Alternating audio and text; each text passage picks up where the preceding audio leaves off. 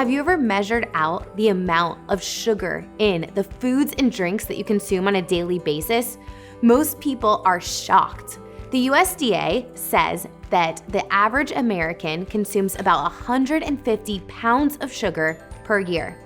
This breaks down to about 44 teaspoons of sugar per day. But how much should we actually have? The American Heart Association recommends no more than 6 teaspoons for women and 9 teaspoons for men. That means the average woman is consuming 7 times the amount of recommended sugar per day. But where exactly is it coming from? The number one source of added sugar throughout the day is through sugar-sweetened beverages. Sodas, juices, sports drinks, and those specialty coffees that we all love. Many of the drinks that are geared towards kids are also loaded with added sugar, like chocolate milk.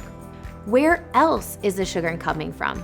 A lot of our processed snacks and sweets are loaded with sugar, but some things that we might not be thinking about are yogurts, sauces, and our breakfast cereals, and even oatmeal. So what can we do?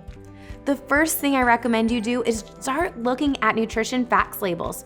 Turn the food packages over and actually read how many total grams of sugar and added sugar is in the food that you're consuming.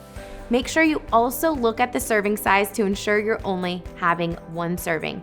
Companies like to trick us by putting these big claims on the front like loaded with whole grains, loaded with fiber, vitamin C, but then we turn it over and we realize it's loaded with sugar. So the first thing we need to do is be mindful. And the second thing, we need to make actionable steps to start cutting down the amount of sugar that we consume throughout the day. Here's one pro tip.